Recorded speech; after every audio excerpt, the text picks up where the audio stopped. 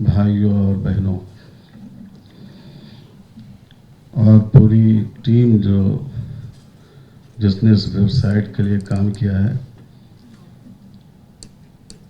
جناب عمر صاحب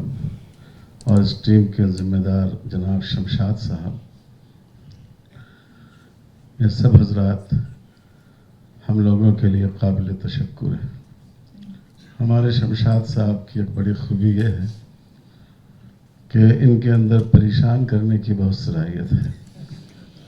جب کوئی پروگرام بناتے ہیں اور جب ٹھان لیتے ہیں تو بار بار فون کرتے ہیں اور اس کو کروا کر ہی رہتے ہیں۔ تو کسی کام کے لیے ایسے مجنون صفت آدمی کی بڑی ضرورت ہوتی ہے۔ اللہ تعالیٰ ان کی عمر میں، ان کے کاموں میں اور ان کے جذبے میں اور ان کی لگن اور ان کی قوت اور صلاحیت میں خوب اضافہ فرمائے۔ اس لامجلے کے بارے میں جو پہلے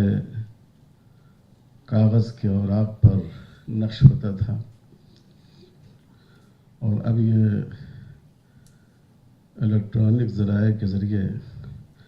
انشاءاللہ گھر گھر پہنچے گا اور لوگوں کی نگاہوں کو اور نگاہوں کے واسطے سے ان کے دماغوں کو روشن کرے گا۔ اس کی تفصیل ابھی آپ نے سنی اور بھائی عمر صاحب نے بہت خوبصورتی سے سمیٹ کر اس کے 4 مقاصد بھی بیان کیے۔ انہی کی تائید کے طور پر، تائید مزید کے طور پر میں ایک بات کا اضافہ کروں گا۔ رسول اللہ صلی اللہ علیہ وسلم یوں تو پوری انسانیت کے لیے رحمت بن کر آئے اور انسان کے ایک ایک طبقے سے لے کر جانوروں تک ہر ایک کے لیے آپ نے حقوق متعین کیے اور ان کے بارے میں ہدایات دی۔ لیکن جو آپ کی آخری پبلک اسپیچ تھی، جو آپ نے حجۃ الوداع کے موقع سے دیا، اس وقت خاص طور پر 2 طبقوں کا آپ نے ذکر کیا جو عرب کے معاشرے میں بہت کچلا ہوا اور دبا اور دبایا ہوا طبقہ تھا، ایک غلاموں کا اور دوسرا عورتوں کا۔ ان کے حقوق پر توجہ دلائی اور اپنی زندگی کی آخری بات جو آپ نے ارشاد فرمائی جب آپ بستر مرگ پر لیٹے ہوئے تھے، اور آپ جانتے ہیں کہ اس وقت جو بات انسان کے ذہن میں بہت اہم ہوتی ہے آدمی اس کی طرف دعوت دیتا ہے، اس وقت جو آپ نے 1-2 باتیں بیان فرمائیں، جیسے آپ نے یہ فرمایا کہ میرے ساتھ تم وہ معاملہ نہیں کرنا جو پہلی قوموں نے کیا کہ انہوں نے نبیوں اور رسولوں کو خدا بنا دیا، چیزوں کو ان کے مقام سے اوپر اٹھا دیا۔ اس کو حضور صلی اللہ علیہ وسلم نے اس پر تنبیہ فرمائی اور اس موقع پر بھی آپ نے خواتین کے بارے میں تنبیہ فرمائی کہ عورتوں کے معاملے میں اللہ سے ڈرو، یہ ایک طرح سے تمہارے ہاتھ میں قید ہیں۔ عرب کے معاشرے کے پس منظر میں آپ نے یہ بات کہی۔ تو یہ مجلہ جہاں اور پہلوؤں پر توجہ دے گا، اس کی ایک بنیادی توجہ اس پر ہوگی کہ خواتین کے جو حقوق ہیں ان کو پوری طاقت کے ساتھ پیش کیا جائے۔ قانون میں ان کو جو حق دیا گیا ہے کیسے وہ وہاں تک رسائی حاصل کریں، اور شریعت میں ان کو جو حق دیا گیا ہے جن سے بہت سے لوگ ناواقف ہیں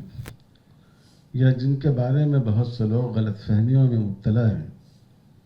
کس طرح ہم ان غلط فہمیوں کو دور کریں اور جو لوگ ناواقف ہیں ان تک ہم سچائی کو اور حقیقت کو پہنچائیں۔ اگر آپ مسلم پرسنل لاء کے مسئلے میں لیں، آج میڈیا میں ایسا تاثر دیا جاتا ہے کہ مسلم پرسنل لاء بورڈ یہ مردوں کا طرفدار ادارہ ہے، لیکن اگر آپ غور کریں تو مسلم پرسنل لاء نے اور پھر مسلم پرسنل لاء بورڈ نے جتنے قدم اٹھائے ہیں وہ عورتوں کے حقوق کے لیے اٹھائے ہیں۔ 1937 میں شریعت اپلیکیشن ایکٹ کیوں پاس ہوا؟ جب ایک بیٹی کو اس کے باپ کے مال میں سے ترکہ نہیں دیا گیا، اور اس وقت کی عدالت نے بمبئی کورٹ میں یہ مقدمہ گیا تھا، کسٹم کو قانون شریعت پر ترجیح دیتے ہوئے یہ کہا کہ چونکہ اگرچہ اسلام میں بیٹی لازماً ترکے میں حقدار ہوتی ہے، مگر ان کا خاندانی کسٹم اس سے مختلف ہے، اس لیے لڑکی کا یہ دعویٰ قابل سماعت نہیں ہے۔ اسی پس منظر میں علماء نے کوشش کی، اس زمانے میں جو علماء تھے، جو مسلم تنظیم تھی، اور انہوں نے ہی اس کا کہ مسودے کے بنیادی خط و خال تیار کیے، اور اسی پس منظر میں شریعت اپلیکیشن ایکٹ پاس ہوا، جو ایک طرح سے مسلم پرسنل لاء کی بنیاد ہے۔ پھر 1939 میں قانون انفساخ نکاح مسلمین، فسخ نکاح کا قانون پاس ہوا۔ یہ قانون بھی عورتوں کے حق کے لیے تھا، چونکہ بہت سے ایسے اسباب تھے کہ جو ظلم کے تھے اور جس سے عورتیں دوچار ہوتی تھیں، اور فقہا نے اصول تو لکھا ہے، قرآن نے خود اصول متعین کیا ہے کہ ازدواجی زندگی کے دو ہی راستے ہیں، یا تو معاشرت بالمعروف یا تسریح بالاحسان، یا تو خوشگوار طریقے پر ایک دوسرے کے ساتھ زندگی گزاریں، یا پھر بھلے طریقے پر چھوڑ دیں، ایک دوسرے سے الگ ہو جائیں۔ لیکن فقہی کتابوں میں اور بالخصوص ہندوستان کے مروجہ قانون میں، جس کو زمانے میں انگلو محمد اللہ کہا جاتا تھا، اس کی زیادہ وضاحت نہیں آئی تھی۔ اس کی وجہ سے عورتوں پر ظلم ہوتا تھا اور ان کو اپنا نکاح ختم کرانے میں دقت پیش آتی تھی۔ اسی ظلم کے سدباب کے لیے علماء اٹھے، انہوں نے اس قانون کا مسودہ تیار کیا۔ اس وقت جمعیت علماء ہند اسی طرح تھی جیسے اس وقت All India Muslim Personal Law Board ہے، اور اس کے مطالبے پر 1939 کا قانون پاس ہوا، اور یہی دونوں قوانین اصل میں مسلم پرسنل لاء کی بنیاد ہے۔ پھر مسلم پرسنل لاء بورڈ کا خود یہ حال ہے کہ اس نے ہمیشہ خواتین کے حقوق کو سب سے زیادہ اہمیت دی ہے۔ بورڈ نے جو نکاح نامہ تیار کیا، بدقسمتی سے وہ جس طرح اس کو سماج میں اس کا چلن ہونا چاہیے ابھی نہیں ہو سکا ہے، لیکن ہم اس کے لیے آئندہ کوشش کریں گے۔ وہ اصل میں عورتوں ہی کے حقوق کے تحفظ کے لیے تھا، ان کو ان کے پورے حقوق ملیں، اور اگر کہیں ناانصافی ہو تو انصاف حاصل کرنے کے لیے وہ کورٹ جانے اور بڑی رقمیں خرچ کرنے اور ڈھیر سارا وقت لگانے پر مجبور نہ ہوں، بلکہ آسانی کے ساتھ تحکیم کے ذریعے ان کے معاملات طے پا جائیں۔ یہی اس نکاح نامے کی روح تھی، اور یہی اس نکاح نامے کی روح ہے۔ All India Muslim Personal Law Board سے بہت سے ادارے منسلک ہیں، جن کی حیثیت بورڈ کے خادموں کی ہے۔ بعض ادارے ملی کام کرتے ہیں اور بعض ادارے بورڈ کی ضرورت کے لحاظ سے علمی اور تحقیقی کام کرتے ہیں۔ ہندوستان میں اسلامک فقہ اکیڈمی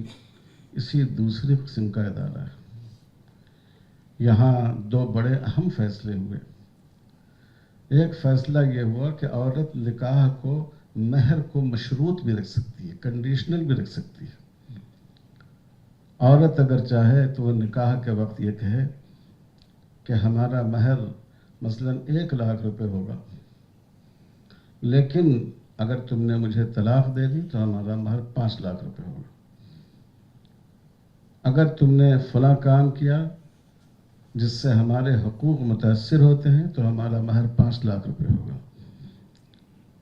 یہ مسئلہ جو فقہ کی کتابوں کے دفینوں میں دبا ہوا تھا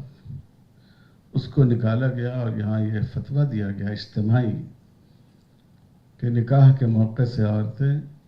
مہر مقرر کرتے ہوئے اس کو کسی شرط سے متعلق کر سکتی ہیں.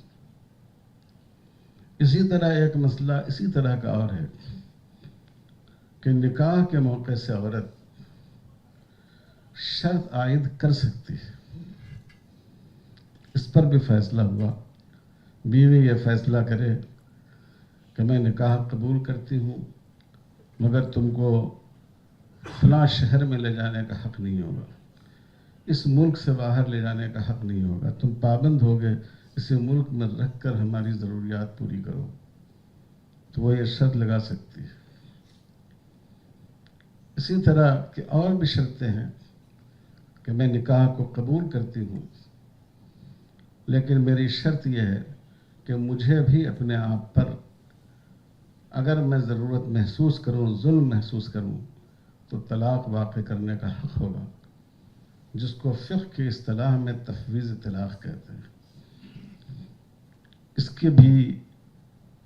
اس مسئلے کو بھی واضح کیا گیا. نکاح نامے میں واضح طور پر یہ بات اس لیے نہیں لکھی گئی، یہ تجویز تھی کہ نکاح نامے میں یہ بات آئے، لیکن ہندوستان میں لوگوں کی نفسیات ایسی ہے کہ اگر نکاح کے وقت طلاق کا ذکر آ جائے تو لوگ اس کو بہت ہی بدشگونی پر معمول کرتے ہیں. لیکن اس میں الفاظ ایسے استعمال کیے گئے نکاح نامے میں جس پر میں دونوں فریق کا دستخط ہوتا ہے کہ اس کے ضمن میں یہ بات بھی موجود ہے. اسی طرح یہ جو بورڈ کا ہمارا مجموعہ قوانین ہے، 1939 میں جو اسباب فسخ نکاح کے مقرر کیے گئے تھے ان میں کئی اسباب کا اضافہ ہے بورڈ کے مجموعہ قوانین میں. اس میں ایک بنیادی چیز یہ ہے کہ عام طور پر جو جسمانی تکلیف رسانی ہے اس کو سبب فسخ مانا گیا تھا، لیکن اس میں اس بات کو واضح کیا گیا مجموعہ قوانین میں کہ اگر ذہنی اذیت رسانی ہو، ذہنی طور پر تکلیف پہنچائی جائے، آج کل تو اس کی وجہ سے موت بھی واقع ہو جاتی ہے، عورتیں ڈپریشن میں بھی چلی جاتی ہیں، تو اس کو بھی فسخ نکاح کا ایک سبب مانا جائے گا. مزید ایک وضاحت کی گئی جو اس سے پہلے نہیں تھی، وہ یہ ہے کہ اگر شوہر نے دھوکہ دیا، اس نے یہ کہہ کر یہ شو کر کے اپنا نکاح کیا کہ میں ڈاکٹر ہوں، لیکن بعد میں معلوم ہوا کہ یہ ڈاکٹر صاحب نہیں ہیں بلکہ ڈاکٹر کے ہاں کام کرتے ہیں. لڑکی اس کی وجہ سے اپنے لیے ذلت محسوس کرتی ہے، کمتری محسوس کرتی ہے، تو اس بنیاد پر بھی اس کو حق ہوگا کہ وہ فسخ نکاح کا مطالبہ کریں. تو اگر مجموعہ قوانین کو دیکھیں اور اس کا اس لحاظ سے جائزہ لیں، میں نے ایک پورا مضمون بھی اس پر لکھا تھا کہ یہ جو بورڈ کا مرتب کیا ہوا مجموعہ قوانین ہے، اس نے خواتین کے حقوق کے سلسلے میں کن چیزوں کا اضافہ کیا ہے. تو اگر آپ اس لحاظ سے آپ اس کا جائزہ لیں تو اگر مرد حضرات، آپ حضرات یہ شکایت کریں کہ بورڈ تو عورتوں کا وکیل ہے تو شاید اس میں کچھ صداقت بھی ہو. بورڈ تو اصل میں انصاف کا وکیل ہے، نہ مردوں کا ہے نہ عورتوں کا ہے، لیکن اس میں بہت زیادہ خواتین کے حقوق کی حفاظت پر توجہ دی گئی. انشاءاللہ یہ جو میگزین چھپ رہا ہے اس میں بھی میں سمجھتا ہوں کہ یہ ٹیم اس بات کی کوشش کرے گی کہ اس پہلو کو زیادہ سے زیادہ واضح کریں. اور بورڈ کوئی حق دینے والا نہیں ہے، شریعت کے دیے ہوئے حقوق ہیں. بورڈ اس کی وضاحت کرتی ہے کہ شریعت نے خواتین کو جو حقوق دیے گئے ہیں،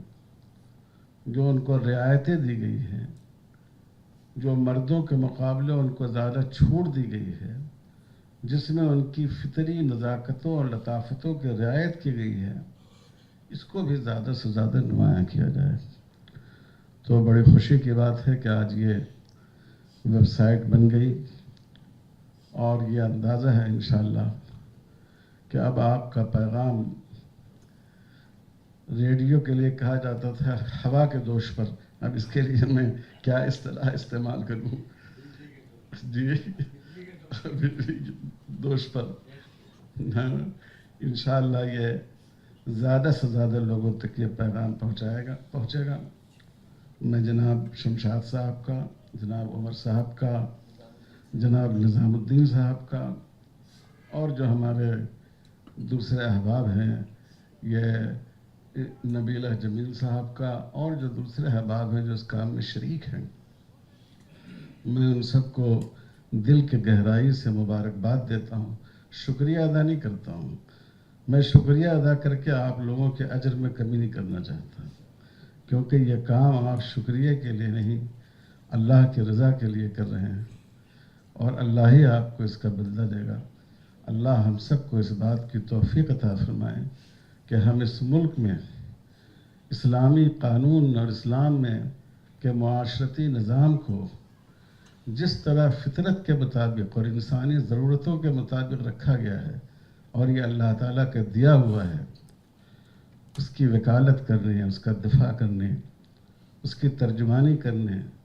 سلیقے کے ساتھ اس کو پیش کرنے، اس کی اہمیت کو ثابت کرنے کی اللہ تعالیٰ ہمیں توفیق بھی دے اور اس کی صلاحیت بھی دی۔ وصلی اللہ علی خیر خلقہ محمد